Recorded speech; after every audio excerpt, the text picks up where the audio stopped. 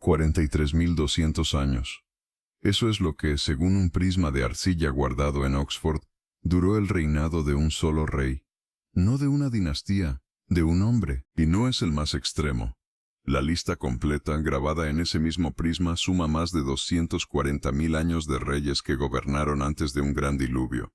Durante más de un siglo, la respuesta de los expertos ha sido siempre la misma: es mitología.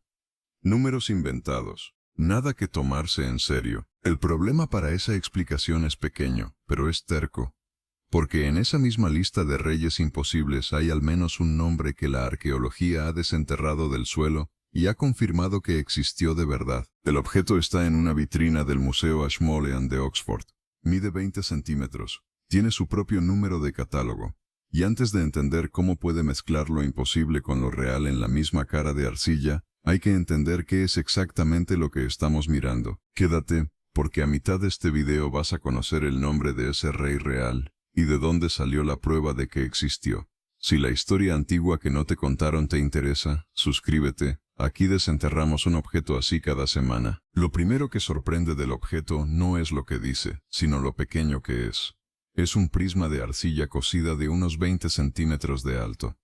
4 caras, 8 columnas de escritura cuneiforme apretada. Lo fabricaron hace casi 4.000 años, alrededor del año 1800 a.C., probablemente en la ciudad de Larsa, en el sur del actual Irak. Los académicos lo llaman UWB 444, por el coleccionista que lo compró, aunque su número oficial en el Museo de Oxford es AN 1923. 444. Y aquí viene el primer dato que cuesta encajar. No es la única copia. Se conocen alrededor de 25 versiones distintas de esta misma lista, halladas en distintas ciudades. Este prisma es, simplemente, la más completa de todas. Es decir, no estamos ante el delirio de un escriba solitario. Estamos ante un documento que se copió, se distribuyó y se conservó durante siglos. ¿Y qué contiene ese documento tan importante? Una lista de reyes, pero con una particularidad. Los primeros reyes de la lista, los anteriores al diluvio, reinan durante cifras que no tienen ningún sentido humano. Uno gobierna 28.800 años, otro, 36.000, otro, los 43.200 con los que empezamos. Si sumas los 8 reyes anteriores al diluvio, el total supera los 240.000 años. Y esto es lo importante. Están escritos sin un solo gesto de duda, con la misma naturalidad con la que un funcionario anotaría una cosecha o una deuda: nombre, ciudad, número de años. Siguiente. La imposibilidad entonces no es un error que se le coló a alguien. Es sistemática, es el formato. Pero cuando los matemáticos se sentaron a mirar esos números absurdos en serio, encontraron algo que ningún inventor descuidado habría dejado ahí. Mira otra vez las cifras: 28.800, 36.000, 43.200. A primera vista, parecen aleatorias, como si el escriba hubiera escrito un número enorme cualquiera para decir muchísimo tiempo, pero no lo son. Los sumerios no contaban como nosotros. Nosotros usamos un sistema de base 10. Ellos usaban base 60, un sistema sexagesimal. Es la misma razón por la que todavía hoy una hora tiene 60 minutos y un círculo tiene 360 grados. Eso nos llega directamente de Mesopotamia. Y cuando analizas las cifras de la lista con esa lente, el desorden desaparece de golpe. Casi todos esos reinados imposibles son múltiplos exactos de 3.600. 3.600 es 60 al cuadrado. Un número redondo, sagrado, perfecto, dentro de su forma de contar. 43.200 es exactamente 3.600 por 12. No es un número al azar, es una construcción deliberada. Estudiosos como Thorkild Jacobsen, ya en 1939, y más recientemente especialistas en la historia de los números como Stephen Chrysomalis, llegaron a la misma conclusión. Estas cifras no pretenden medir tiempo real, son símbolos. Una forma de decir este reinado pertenece a otro orden de cosas, al orden de los dioses y los orígenes, usando el lenguaje matemático más prestigioso que tenían. Así que el misterio cambia de forma. Los números imposibles no son ignorancia, son un código, escrito por gente que sabía perfectamente lo que hacía, lo cual deja una pregunta incómoda flotando en el aire. Si todo en esta lista es símbolo, mito, construcción, entonces es mitología pura, y se acabó el asunto.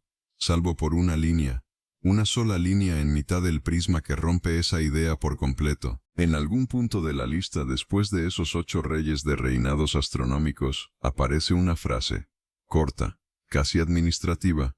Dice más o menos, entonces el diluvio barrió la tierra.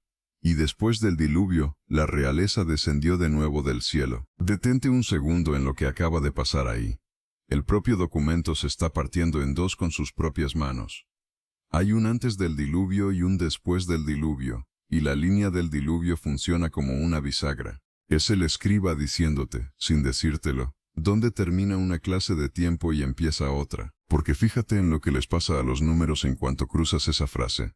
Antes del diluvio, decenas de miles de años por rey. Después del diluvio, los reinados empiezan a encogerse. Siguen siendo largos, exagerados, pero bajan a cientos de años. Y a medida que la lista avanza hacia tiempos más recientes, siguen bajando, hasta que llegan a cifras que un ser humano de verdad podría haber vivido. Es como ver una señal de radio saliendo de la estática. Cuanto más se acerca el relato a su propio presente, más se parece a la realidad. El diluvio entonces no es solo un episodio dramático dentro de la lista, es la frontera que el documento dibuja entre su propia leyenda y su propia historia.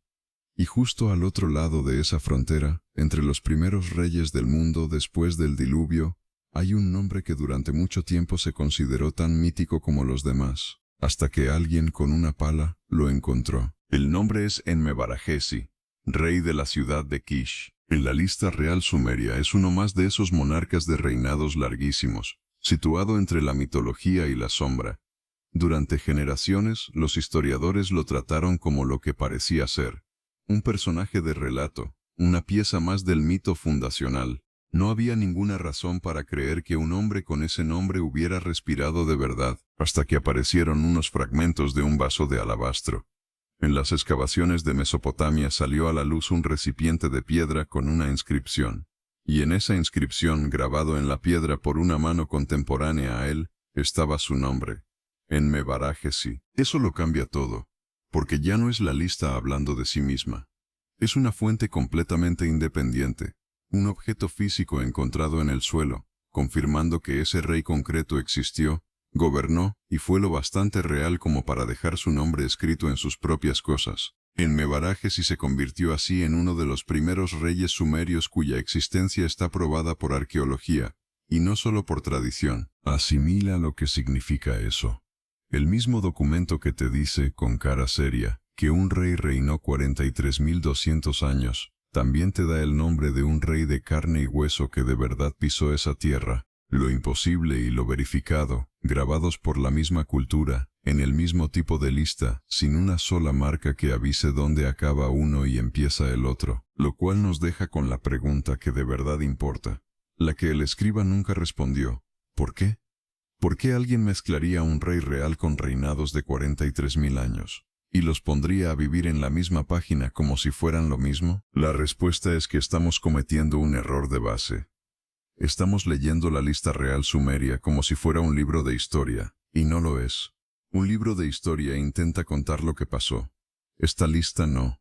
Esta lista intenta demostrar algo, y lo que intenta demostrar es una idea concreta, casi una frase, que la realeza es una sola. Mira cómo está construida.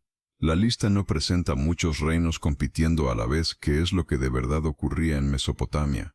Presenta una única corona, un único derecho a gobernar, que va saltando de ciudad en ciudad a lo largo del tiempo. Primero la realeza está en una ciudad, luego la realeza fue llevada a otra, luego a otra, como si solo pudiera existir un trono legítimo en el mundo, y la pregunta fuera únicamente ¿quién lo tiene ahora? El asiriólogo Piotr Michalowski lo describió con una expresión que lo resume entero. La lista funciona como una carta, en el sentido de un título de propiedad, un documento de legitimidad. No registra el pasado, justifica el presente. Le dice a quien sea que gobierna en el momento de copiarla: tu derecho a este trono viene de una cadena ininterrumpida que se remonta hasta el principio del mundo, hasta antes del diluvio, hasta los dioses. Por eso los números imposibles son tan útiles. No estorban, refuerzan.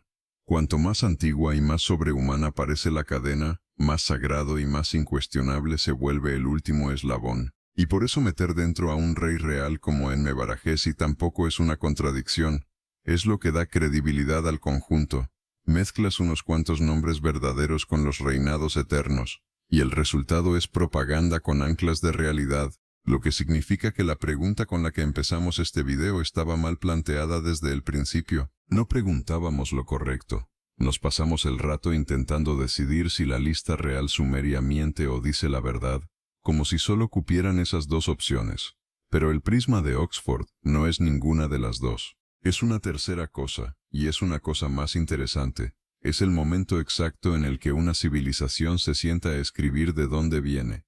Y al hacerlo, no separa el recuerdo del mito, porque para ellos no eran cajones distintos. El rey que vivió de verdad y el rey que reinó 43.000 años pertenecían al mismo relato, al relato de quiénes somos y por qué mandamos. Nosotros hacemos exactamente lo mismo. Cada nación tiene sus reyes de 43.000 años, sus fundadores agrandados, sus orígenes medio inventados, sus líneas sagradas que conviene no mirar demasiado de cerca. La diferencia es que los sumerios lo grabaron en arcilla, con números, y la arcilla duró 4.000 años para que tú lo leyeras hoy. Por eso ese pequeño prisma de 20 centímetros, en su vitrina de Oxford, sigue siendo uno de los objetos más honestos que nos dejó la antigüedad. No porque diga la verdad, sino porque, sin querer, nos enseña cómo se fabrica una. Si este prisma te muestra de dónde sacaban los reyes su derecho a gobernar, hay otra tablilla que muestra qué hacían exactamente con ese poder dentro del templo. Te la dejo aquí, ve a verla ahora.